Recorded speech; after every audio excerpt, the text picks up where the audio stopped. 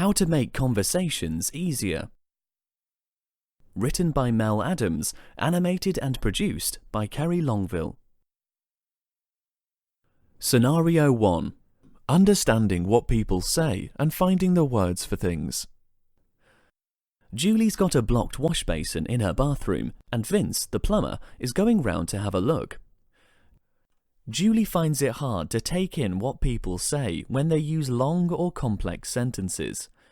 She also has some difficulty finding the words for the things she wants to say.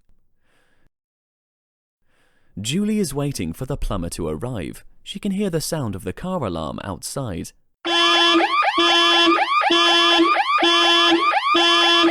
Julie can't think straight with background noise, and she's anxious as she knows it's going to make it harder for her to focus on what the plumber says.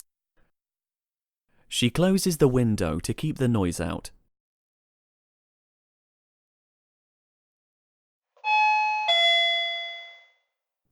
Julie goes to answer the door. Vince says hello and explains that he's come to fix the blockage in Julie's wash basin. Julie doesn't want a repeat of what happened the last time someone came round. When she tried to say coffee, it came out as toffee and totally confused the person.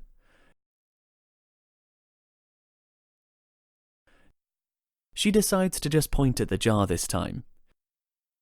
Vince says, "Yes please, that would be great."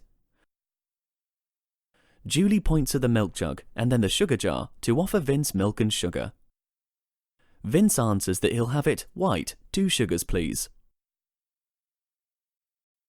Julie directs Vince to the bathroom. Vince goes to take a look at the wash basin while Julie makes his coffee. Vince has had a look to see what the problem is and starts explaining it to Julie. Vince says there's a problem with the depth of the trap in the waste pipe, and it's probably also been installed at the wrong gradient. It's a problem he often finds in houses of this age that were built on the cheap, though he's quick to apologise. He doesn't mean to criticise Julie's place, it's just that it's something he comes up against quite frequently, so he's going to have to get under there and replace that bit of pipe. He asks Julie if that's okay.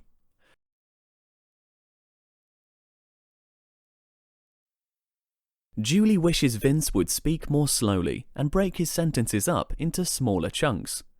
If he could do a drawing and write a few key words as well, that would really help. Julie gives Vince the notepad and pen. Vince apologises. "Oh right, sorry, wasn't that clear?" he says. "It's your U-bend. It's not deep enough." Vince draws a shallow U-bend and a deep U-bend, then points to the deep one to show that that's what he's going to fit. He writes the words, "wrong pipe," to help explain. Vince says he needs to change the U-bend. Is that okay? Julie says okay, and Vince gets on with fixing the pipework. Vince says, "All fixed, so I'll be off then. Cheers." Julie says thanks and goodbye. A week later, Vince calls in on Julie to see if the wash basin is still okay. This time, he brings an iPad with him, with some pictures ready to help his conversation with Julie. Julie is happy that Vince has learned how to make conversations easier. Things to remember. Some people have difficulty matching words and thoughts. This includes processing what other people say, as well as thinking of the words they want to say themselves. Look out for signs that someone may not be understanding everything you are saying. Check back to be sure. Try to use common words where possible. It helps if background noise and other distractions are reduced to a minimum.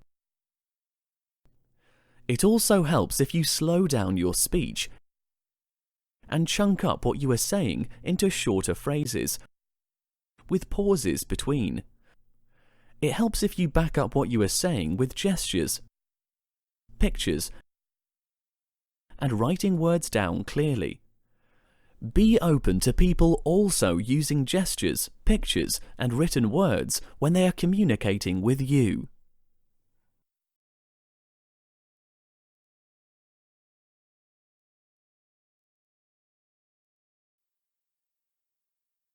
Scenario 2. Speech difficulties. Ria needs to take her car to the garage for a service and an MOT. She thought she'd try the one just next to her office, where she's not been before. The guy who works there is called Mike. Mike has difficulty speaking. Mike doesn't have a problem thinking of the right words, it's just saying them that's difficult. He has no problems understanding other people at all.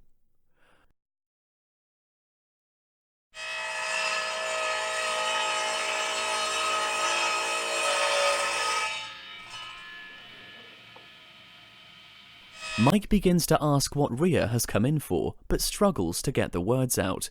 He notices that Ria is looking uncomfortable. Mike wishes Ria would stop looking down and fidgeting with her glasses. It's making him feel more self-conscious and is making it harder for him to concentrate. Ria steps in and finishes off Mike's question for him. She goes on to explain why she's there and asks Mike when he can book her car in. She talks to Mike as if he were a child. Mike can't stand it when people finish his sentences off for him and talk down to him. Stay calm, he thinks. Mike says, okay, and goes to fetch the diary. Mike is pleased that Ria is looking at the diary with him. It does take the pressure off. Ria asks if next Thursday is okay. Mike says that's fine and asks for Ria's email address. Ria writes it in the diary and hands the pen back.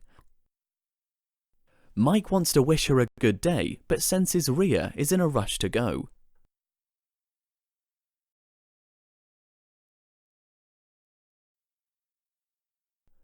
Mike is concerned about how his speech difficulties are interpreted by other people. He worries that they may think he is not competent at his job and that he may lose new customers, so he prefers to communicate in writing where possible. This is why he asked for Ria's email address, so that he can send her details of when and where to drop the car off. Things to remember. If you are talking to someone who has difficulty with speaking, be aware of the impact of background noise on the person's ability to express themselves. Try not to look embarrassed or uncomfortable. Face the person, relax, smile, and be patient. Don't talk down to the other person or finish their sentences for them. Just be respectful and give them time.